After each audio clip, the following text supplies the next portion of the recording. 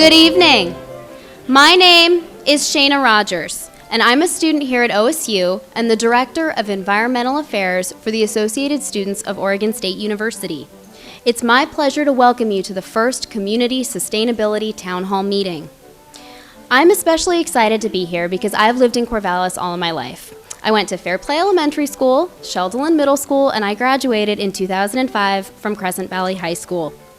Corvallis is my home, and I care a lot about this community. That's why I'm here tonight. I believe that Corvallis and Benton County can become sustainable, but only if we work together to make it happen. For the past year, the Corvallis Sustainability Coalition has been bringing people together to create a community that is healthy and thriving, environmentally, socially, and economically. The public process that is being launched tonight has been organized by many people in the Corvallis Sustainability Coalition, including Annette Mills and Betty Griffiths. The vision of the Corvallis Sustainability Coalition is that Corvallis is a community in which the needs of the present are met without compromising the ability of future generations to meet their own needs.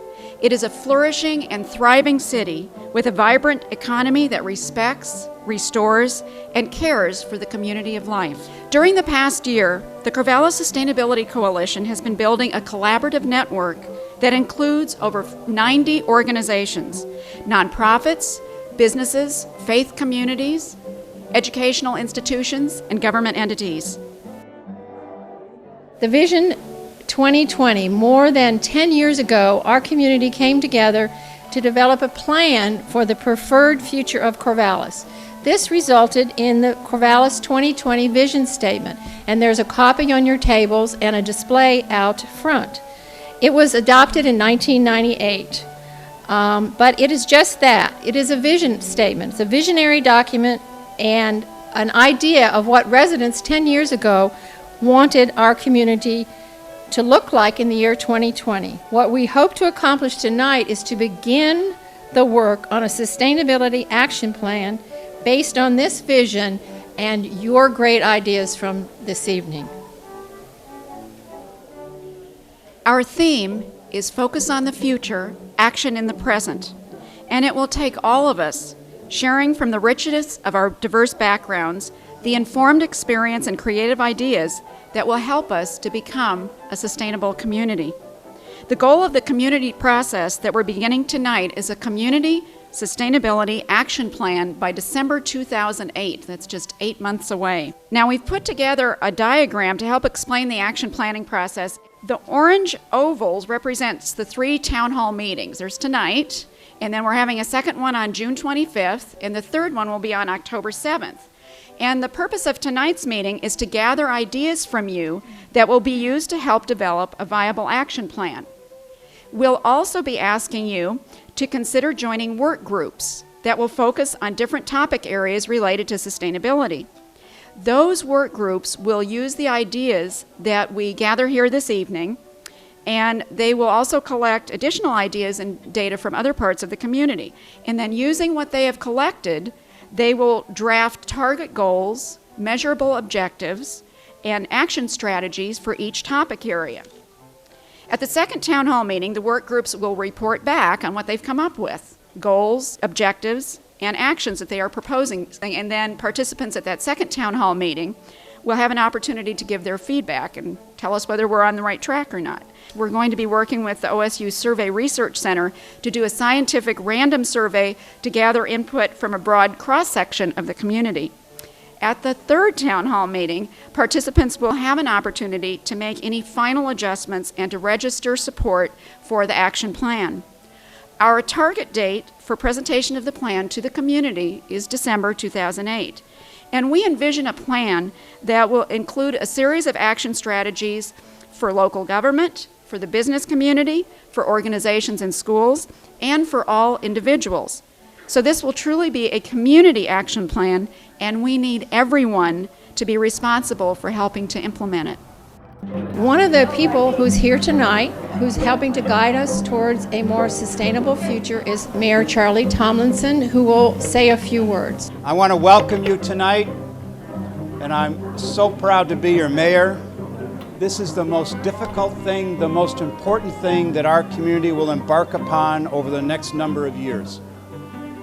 To create a plan that envisions a sustainable Corvallis, a community that understands its impact in the world, a community that understands that it can be a role model for communities across America and across the world. If any community can do it, it's you 400 people in the audience. And I want to go down that road with you to create and implement a sustainable Corvallis.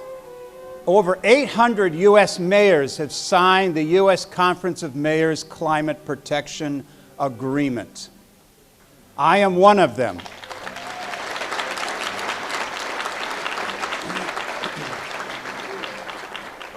Over 25% of Americans are represented by mayors who have signed the Climate Protection Agreement. We are not alone. There are a third of us in Oregon who are represented by mayors that have signed the Climate Protection Agreement.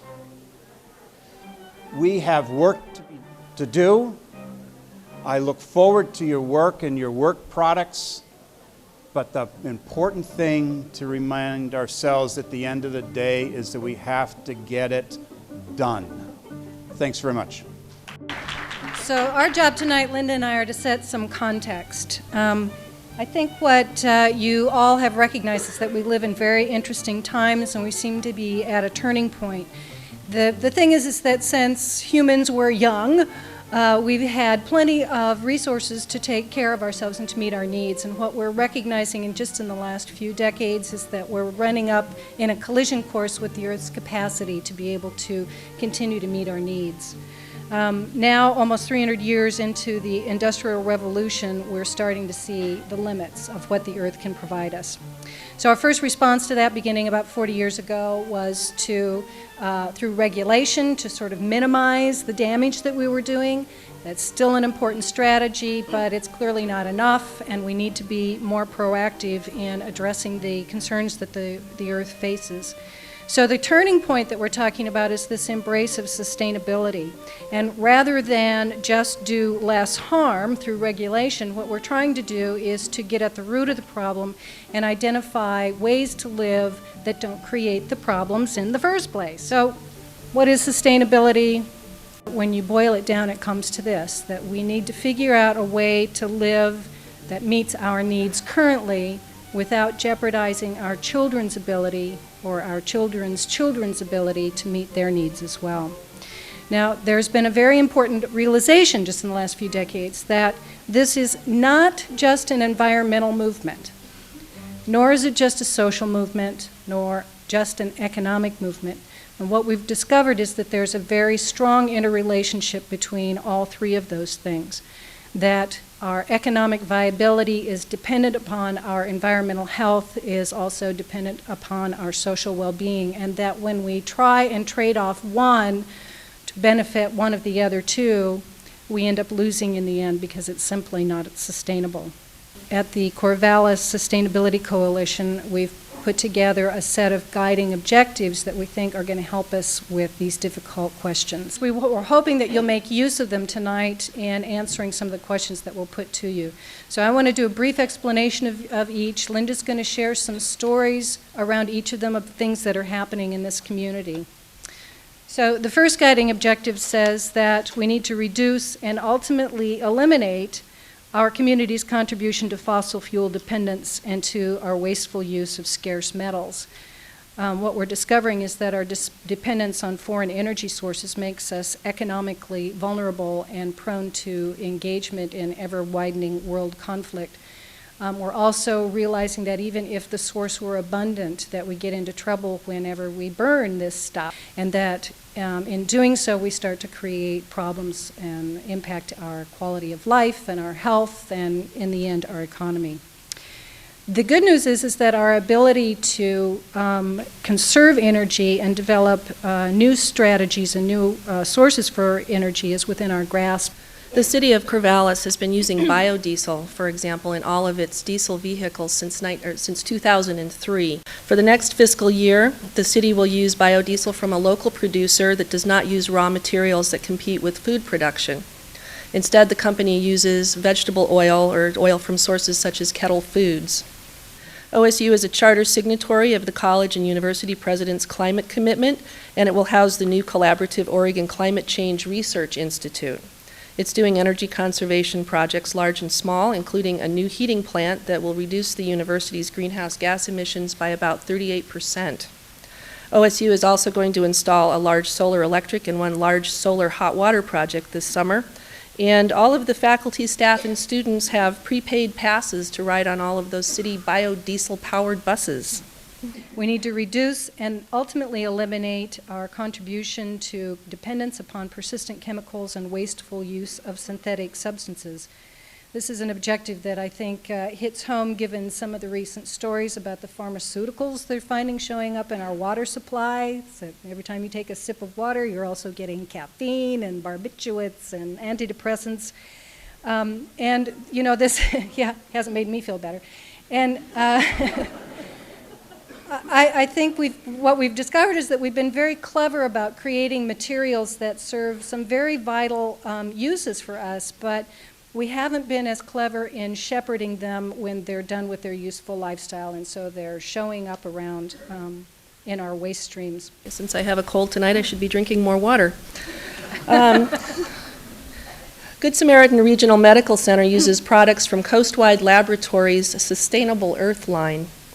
Oregon-based Coastwide offers products that meet the rigorous standards needed in a hospital while also earning awards for protecting the environment, health, and safety. The city of Corvallis also has contributed by, in the leaf collection season, collecting leaves and depositing them at sites around town so that residents can use those for compost instead of using fertilizers on their lawns and gardens. This saves the city's fuel because the leaves are deposited close to where they're picked up rather than being hauled out to public works. And the reuse of the leaves by residents has also cut the city's disposal costs by 75% this past season. All right, guiding objective number 3, that we need to reduce and ultimately eliminate our encroachment on nature. CORE was the first printer in the Northwest to qualify for the Forest Stewardship Council certification, and it provides its customers with an array of paper and printing options. The Owens Farm and Jackson Fraser wetlands are two key links in North Corvallis that provide for the protection of water quality, retention, floodwaters, and protection of the riparian areas along the Jackson and Fraser Creeks. Benton County, the Greenbelt Land Trust, and others are working to implement the management plan for the 147-acre wetland. And at Owens Farm, the 95-acre property provides a critical link to the Jackson Fraser wetlands and the entire watershed. The Greenbelt Land Trust is working in collaboration with the Oregon Watershed Enhancement Board, the Oregon Department of Fish and Wildlife, and the City of Corvallis to restore oak woodlands, riparian forest, wetland, and upland prairie on the property. Guiding objective 4, we need to support people's capacity to meet their basic needs fairly and efficiently. We cannot be sustainable as long as people are jobless, homeless, hungry, or without health care. Residents of the Willamette Valley are blessed, as you know, with an abundance of locally grown food, much of it organic. We also have many options to take advantage of this food. We can grow our own at home or at one of the community gardens. We can shop at Ritchie's Market or the First Alternative Co-op. We can have it delivered from a local farm or eat out at restaurants such as Fireworks that offer local organics, fruits and vegetables and meat products. And don't forget the wonderful farmers market for another excellent option for locally grown foods. So the time is now. You are the people we've been waiting for, and we're so happy to have you here tonight to help us create this new fashion this new vision of our community, a community and a future of our own making. So what we want to do is introduce you to the activities we're about to begin. Consider this a conversation in 2 parts. So the first thing we're going to ask you to do, you'll have about a half an hour to do it, is to discuss amongst yourselves the vision that you would like to craft that would describe what this area, Corvallis region, would look like if it were completely sustainable. So 10, 20, 30 years down the line, what would it look like? And then in the second part of the conversation, we are going to ask you for your ideas about how to get there. We know from experience that you're coming in with lots of great ideas that you're eager to share, and we're eager to hear them, and that you'll be tempted to talk about the how we get there in the first part of the conversation when we want to talk about the where there is. And your discussion leaders at the tables have been instructed to capture those ideas because we want to make sure that we get them all, and then to politely refocus the conversation so that we're staying at that high level, that we're looking at the vision, because after all, how we get there is really very dependent on where there is. The first discussion, Marcia mentioned, we want to focus on the goal. What is the end state we're trying to achieve in Corvallis? Where do we want to be in? Don't worry about the timeline, near future, immediate near future, 20 years, doesn't matter, but where do we want to be? We'll work on the details like short, medium, long-term action in between now and Town Hall number 2. So where do we want to be? The recorders at your tables have a blue and yellow strategy card. So recorders, go ahead and grab your cards and your Sharpie. You're going to be ready to record. We're going to be recording all these comments, so get organized. They'll be recording these comments in general topic areas, but do not feel hung up by these topic areas. They accord to the 2020 vision and some of the other planning that's been going on, but don't feel constrained. Just tell us what you're feeling, what you've been thinking about, where you want Corvallis to be. All ideas are welcome. And this is brainstorming, so remember, all ideas are valid. You don't need to debate the ideas at your table tonight. There'll be plenty of time for that.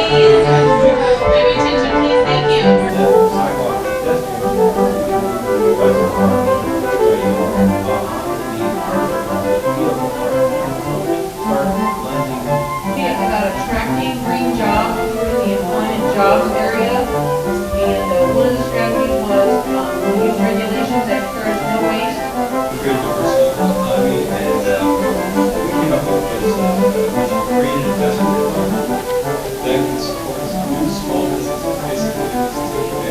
With energy locally. And our favorite strategy was having solar on every roof, distributed by a public utility district based in Corvallis.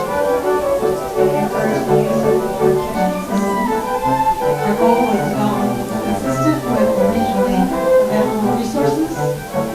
Our strategy was that first we should assess the carrying capacity of the city of Corvallis.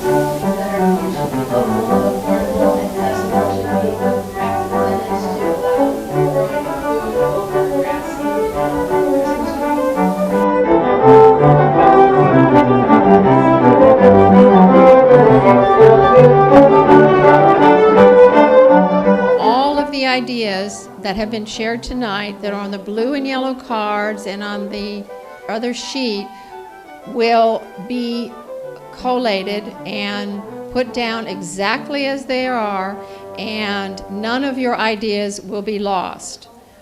Work groups are going to be formed within the next 2 weeks, and each group will focus on a particular topic area and begin to develop goals, objectives, and actions for that topic area. This work is really going to be at the heart of the Sustainability Action Plan. Work groups are going to meet about every other week, and they're going to report their recommendations back at that June 25th meeting.